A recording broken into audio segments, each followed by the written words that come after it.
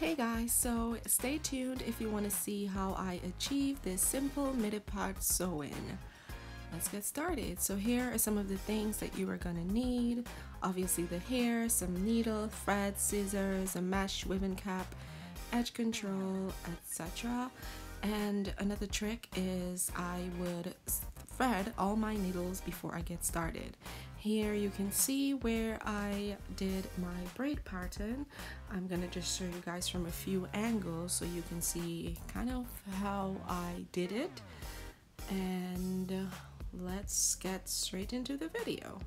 Now, what I use the mesh cap for. I prefer to use the mesh cap simply because I feel like it fits to the head snug as opposed to get in the loose net and then you actually have to shape it to your head. This just works better for me.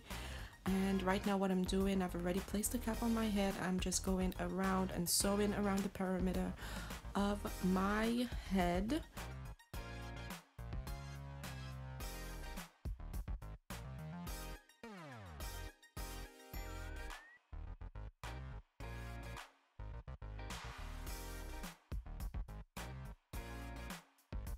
Yeah, so now I have finished sewing the mesh cap on my head. I'm going to carefully cut the cap around the perimeter. Be very careful in this scene because when it comes to cutting the net, because you don't want to cut your leave out or you don't want to cut the net too close to the braid and then it just unravels, because then it would be a pointless step. Now, the reason I put the net is just so that when my hair starts to grow out, the net kind of keeps everything in place. It keeps it flat for a longer period of time. I am currently about 3 months post-relaxer, so yeah, I'm dealing with a lot of growth.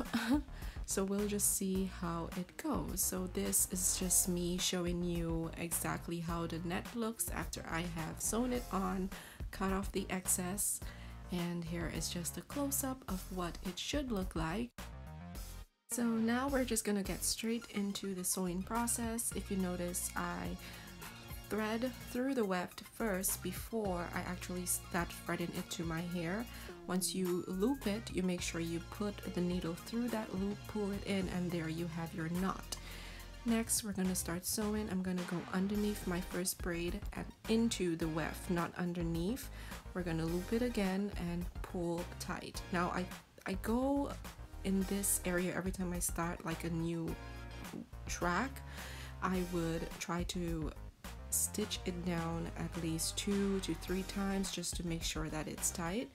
And this one I just did 2, but that's because I felt it was snug enough, so it's not necessary. So I'm just gonna go ahead and continue sewing.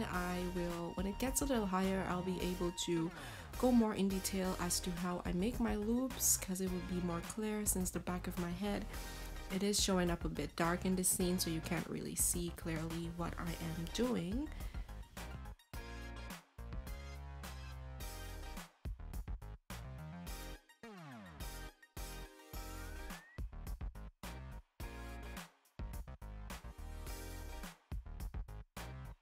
Okay, so here I am going to show you how I flip my wefts as opposed to cutting them, because when you cut them, as we all know, it does shed a lot more as to if you just flip it and sew it down.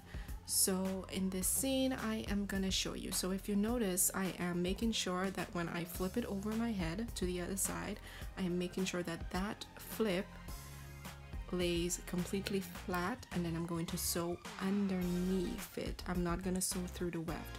Once I sew underneath it, it pretty much lays flat. I go under that same flattened flip for like 2 or 3 times just to make sure that it lays really flat, like you see here how it is flat. And then we're gonna go under the weft, pull out, and make your knot. Just make your loop as you would before.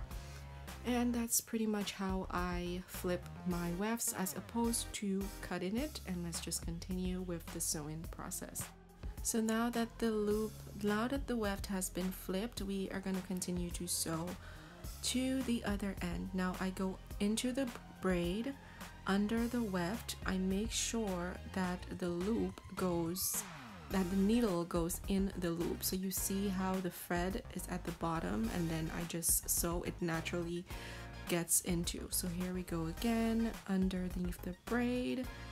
I try to flip. What I would do is I would flip the part where the needle enters. I would flip it over the needle so that way it can create its loop. And here I'm just showing you again how I flip my wefts, and then I'm just gonna keep on doing the same thing until we reach the top. I know that it seems a little confusing when it comes to how I do the stitching and the looping, but I'm pretty sure there are many other videos that could show you how to actually do the stitch, but for now we're just gonna work with this.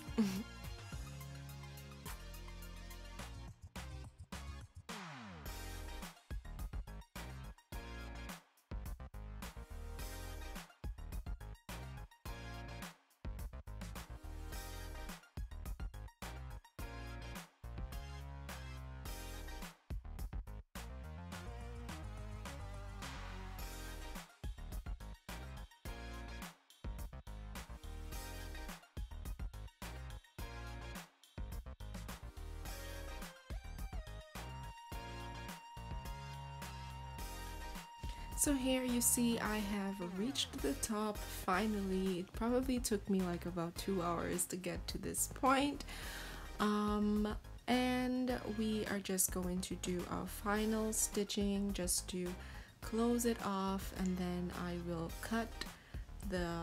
I'll make my final knot. I'll cut off the excess hair, and that is pretty much it. I always cut off the excess before I make my final knot, just so that I don't end up with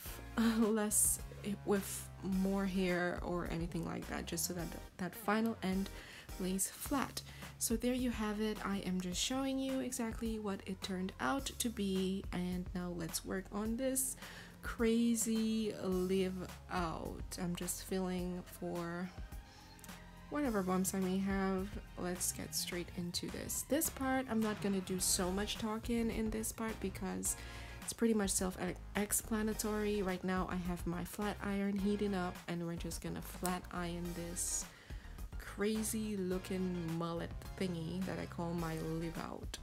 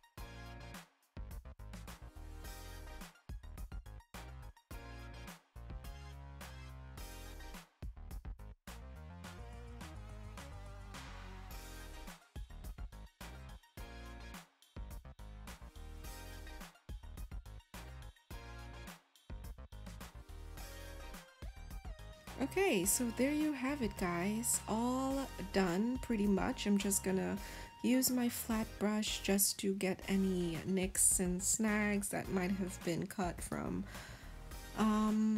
the sewing process, and just get rid of any of those things. I'm just gonna play with it a bit, try to get it in position. I know that one side of it looks a little bit higher than the other, but that's a result of me having been 3 months post and I did not really put the flat iron all the way to my root. I think that my tying it down with a scarf is going to work just fine. So if you guys like this video, please don't forget to like, subscribe, and stay tuned for more videos like this. Let me know what could be improved. I am open to all your comments, and I'll see you in the next one. Bye!